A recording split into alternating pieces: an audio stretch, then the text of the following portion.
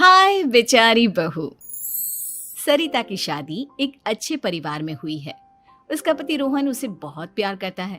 घर में उसकी सास शांति और ननद मीनाक्षी भी है, जो सरिता के किसी काम में दखल अंदाजी नहीं करती। लेकिन फिर भी सरिता को ऐसा लगता है कि दुनिया की सबसे ज्यादा बेचारी बहू वही है और सबसे ज्यादा अत्याचार उसी पर हो रहा है। माँ जी, ये लीजिए आपकी चाय। अरे बहू, तूने इतनी ज्यादा चीनी क्यों डाल दी चाय में? हाय हाय माँ जी, मैंने तो उतनी ही मीठी बनाई है जितनी मीठी आपको पसंद है। माँ जी, आपको तो मेरे हाथ की चाय अच्छी ही नहीं लगती। जब देखो कुछ न कुछ कमी निकाल ही देती हो। अरे बहू, तू एक बात के पीछे ही पड़ जाती है। मैंने ऐसा कब कहा कि तू रोज चाय खराब बनाती है? सरिता अपने कमरे में चली जाती है और फोन उठाकर अपनी माँ से बात करती है। हेलो माँ, कैसी हो आप? क्या कर रही हो? मैं तो ठीक हूँ, पर तू बता, तेरा मूड कैसा है? तेरी आवाज से लग रहा है कि कुछ तो हुआ है तेरे ससुराल में।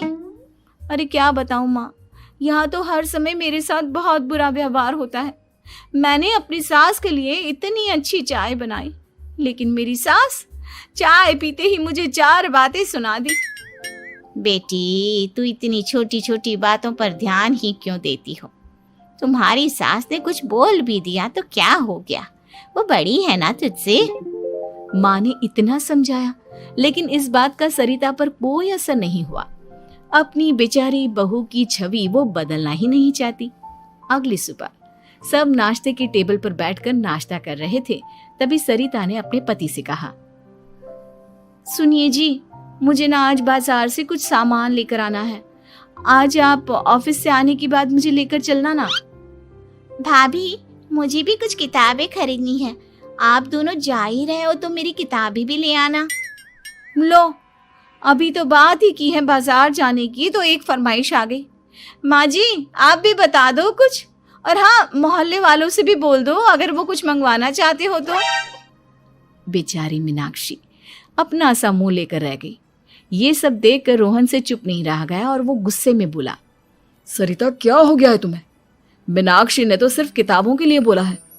तुम्हें मीनाक्षी से इस तरह से बात नहीं करनी चाहिए। माफी मांगो उससे अभी। क्या? मैं माफी मांगू? दिन भर आपके घर के काम करूं मैं, आपकी और आपके घर वालों की बातें सुनूं मैं, और अब माफी भी मैं मांगू? ऐसा कभी नहीं हो सकता। ये बोलकर सरिता वहां से चली जाती है।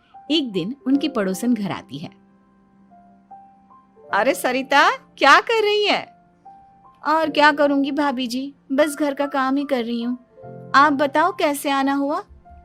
अरे मैं तो तुम्हारा हालचाल पूछने आई थी, लेकिन तुम तो बिजी लग रही हो। कोई बात नहीं, मैं बाद में आ जाऊंगी।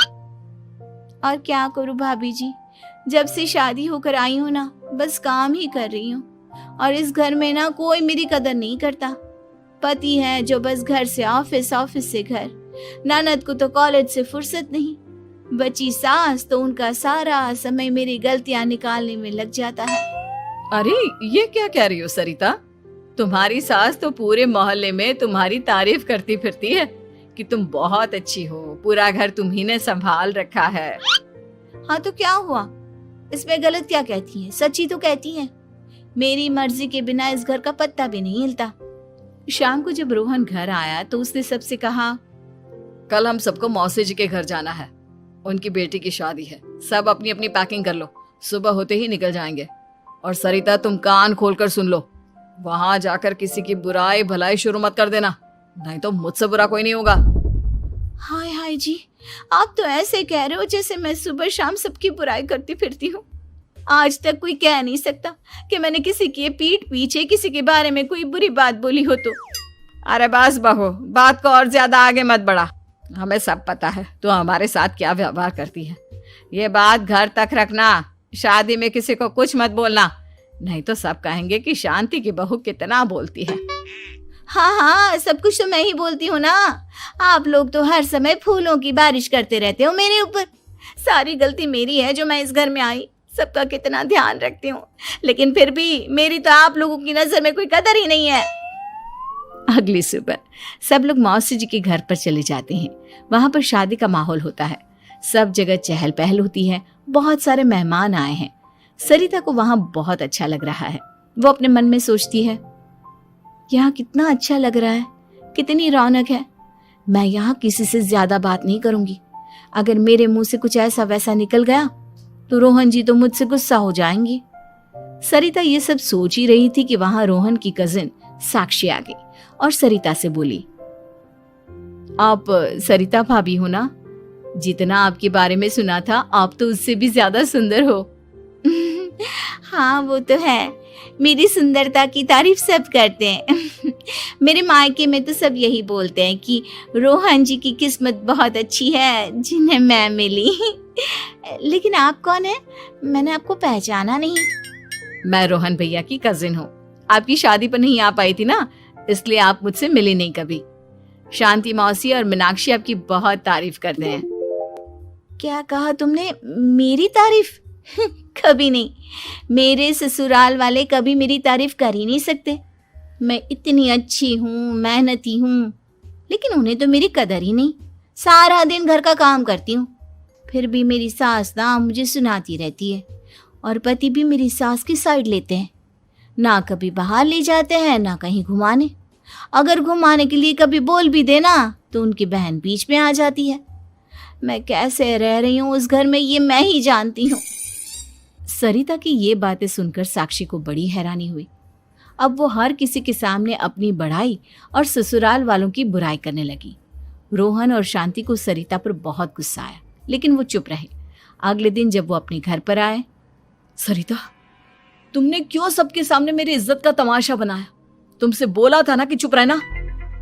अजी ऐसा भी क्या कह दिया मैंने जो इतना भड़क रहे हो? तुम जहां जाती हो अपना रोना शुरू कर देती हो, कभी किसी दूसरे की बात ही नहीं सुनती, बस अपनी कहती रहती हो। तुमने सबके सामने हमारा तमाशा बनाकर रख दिया है। हे भगवान, मुझे अपने पास बुला ले। जिस घर में मेरी कदर ही नहीं, उस घर में मेरा क्या काम? अरे क्या करूंगी मैं यहाँ रहकर? जो भी आता है मुझे सुनाकर चला जाता है। मैं तो किसी से कुछ नहीं कहती।